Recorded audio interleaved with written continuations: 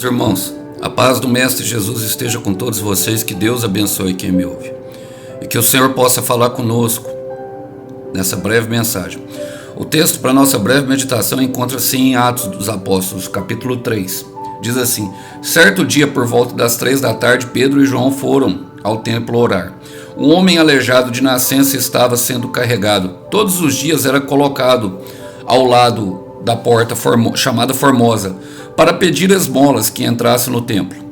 Quando ele viu que Pedro e João iam entrar, pediu-lhe dinheiro. Pedro e João se voltaram para ele e falaram: olhe para nós, disse Pedro.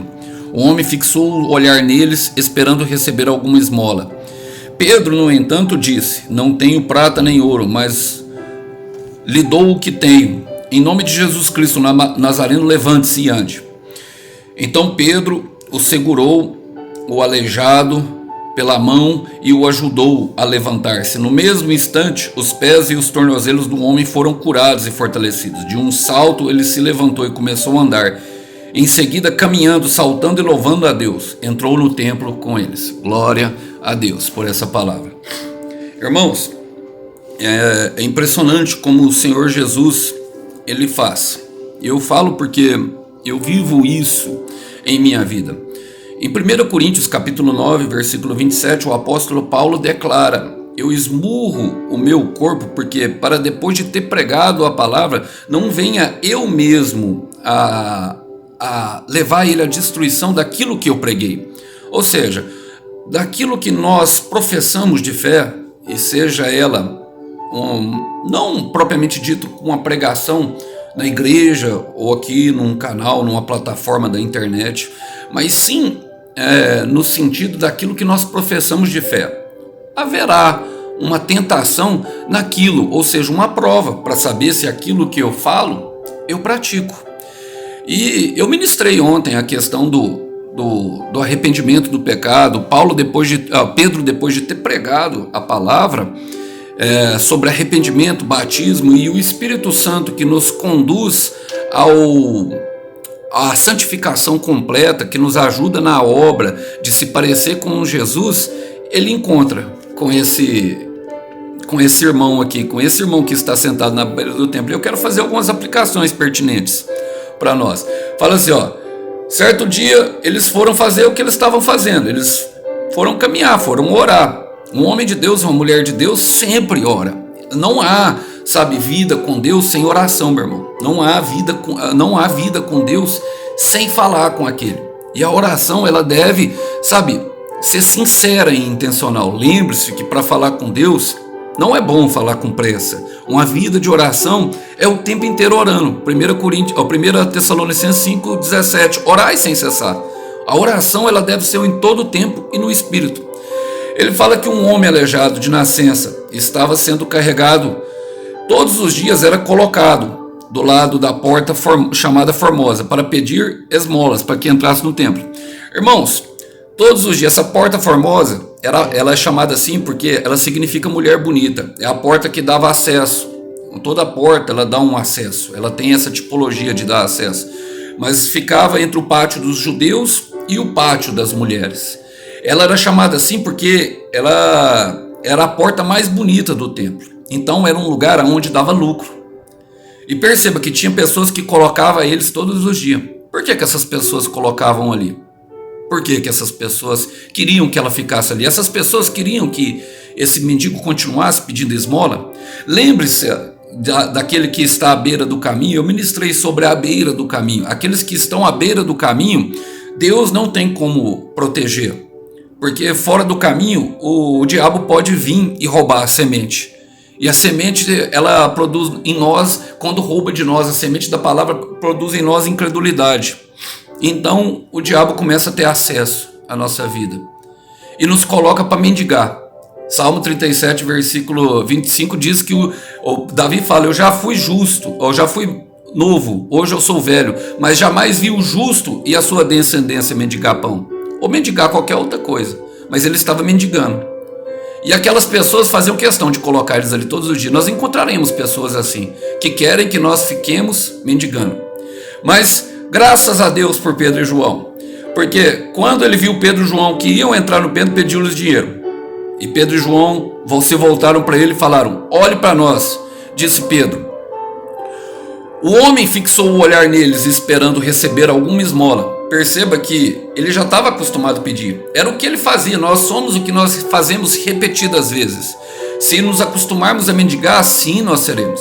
Mas Pedro chamou a atenção ao olhar.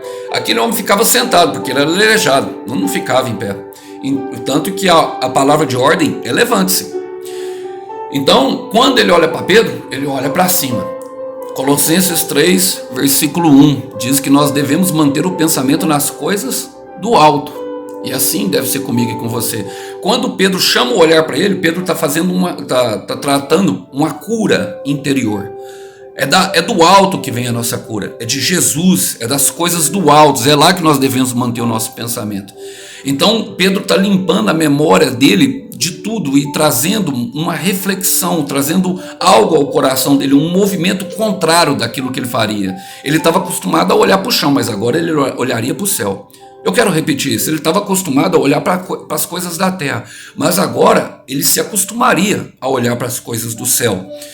E aí o Pedro fala, Pedro no entanto disse, ele esperava esmola, por isso que ele olhou. Pedro no entanto disse, não tenho prata nem ouro, mas te dou o que tenho. Em nome de Jesus Cristo, o Nazareno, levante-se e ande. Deus, meus irmãos, nunca vai dar aquilo que nós queremos. Ele vai dar o que nós realmente precisamos. Eu gosto de Mateus capítulo 5, versículo 4, diz, bem-aventurado os misericordiosos, porque alcançarão misericordiosa. E a misericórdia é o mais alto grau de sentimento de Deus. Se nós podemos definir como Deus age, a maioria, 99% das vezes é na misericórdia. A palavra misericórdia é a junção de duas palavras, misericórdia, ou seja, sentimento, misericórdia, coração. Ele sente com o nosso coração. Em Romanos 12:15 diz que nós devemos chorar com os que choram e alegrar com aqueles que se alegram. Então nós devemos expressar misericórdia. Como que é feito isso? Através de resiliência. Como nós aprendemos a fazer isso? Através de muita resiliência e ressignificação.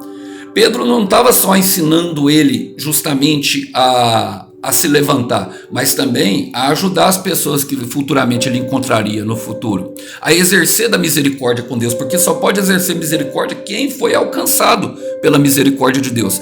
Quando nós nos lembramos de onde Deus tirou, nós olhamos compassivo, nós não pegamos e deixamos o homem, ao contrário daqueles homens que colocavam ele todo dia no chão. Pedro vai estender a mão para ele, mas primeiro ele dá uma palavra de ordem, levante-se, levante-se. O homem se levantou? Não. O homem não se levantou. E é por isso que eu falei, porque Pedro, ele foi chamado ele pregou sobre arrependimento, mas do que adianta nós, termos a nossa fé, se não tivermos obra? Tiago fala que a fé sem obras é morta. Em Mateus capítulo 25, retrata a história. Jesus conta a história justamente daquelas pessoas que viram o pobre, viram o preso e não foram visitar. E ele faz a diferença justamente daqueles que servem, daqueles que têm fé com obras e sem obras. Os que não ajudam, que não fazem nada, eles vão arder no fogo do inferno. Então ajude uma pessoa, sirva uma pessoa, abra o teu coração. Deus, eu quero profetizar que Deus vai colocar uma pessoa na sua frente hoje, não precisa falar nada, às vezes só sorria para ela. A palavra fala no livro de Salmos que um sorriso branco aformoseia o rosto. A gente percebe pelo olhar de uma pessoa que ela está triste. Então sirva ao Senhor, fala para ela, Jesus te ama. Não é necessário pregar versículos e palavras, mas para saber amar é necessário sentir com o coração. É necessário que nós tenhamos, essa perspectiva. Agora fala, então Pedro segurou o aleijado pela mão. Ele não empurrou mais para baixo. Ele segurou. Ele pregou, deu a palavra de ordem e ajudou. E aí fala, no mesmo instante, os pés e os tornozelos dos homens foram curados e fortalecidos. Em qual instante? No instante em que Pedro o levantou. No instante em que Pedro estendeu a mão. no instante em que Pedro se dispôs a praticar a palavra que pregava. Não adianta nada, meus irmãos. Tem muito, eu quero te falar, varoa. Amar na prática, tem muitos pregando sobre Jesus, mas fazendo o que Jesus faz é muito poucos. Eu me lembro de João 8, e esse é um comportamento do versículo 1 ao 11, conta a história. Aqueles irmãos, aqueles fariseus, eles estavam querendo apedrejar a mulher e pôr Jesus a teste, mas Jesus não, hora nenhuma ele aprovou o pecado da mulher de adultério. Mas o que ele fez? Ele não a condenou, ele falou, eu não te condeno.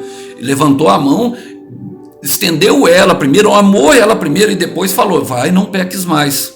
Muitas vezes vemos esse comportamento, sabe, no farisaísmo. Querem nos levantar, mas não estendem a mão. Olha só o que aconteceu. Ele deu um salto e se levantou e começou a andar. Em seguida, caminhando, saltando e louvando a Deus. E entrou no templo com ele. A partir do momento que aquele homem começou a louvar a Deus, meu irmão, ele já começou a pregar a palavra. Porque todos viram. A palavra fala, ó, quando viram caminhar e o ouviram louvar a Deus, todos perceberam que era o mesmo mendigo que habitava vezes na Porta Formosa. E ficaram perplexos.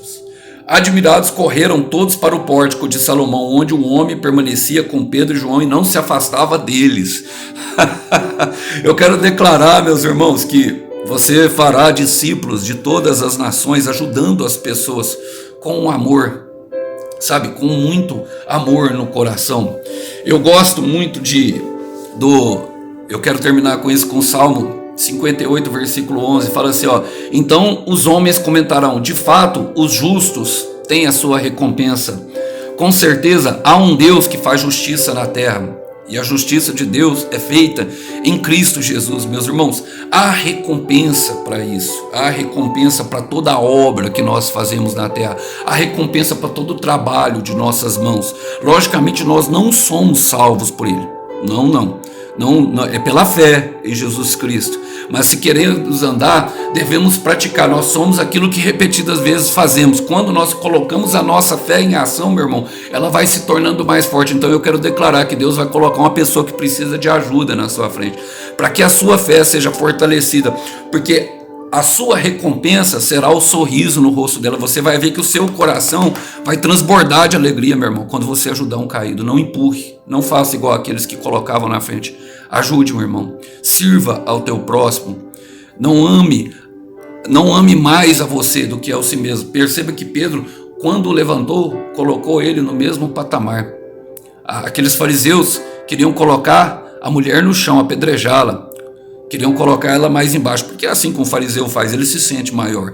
Mas nós não, nós nos sentimos iguais. Gostaria de deixar essa breve reflexão com você no dia de hoje, meu irmão.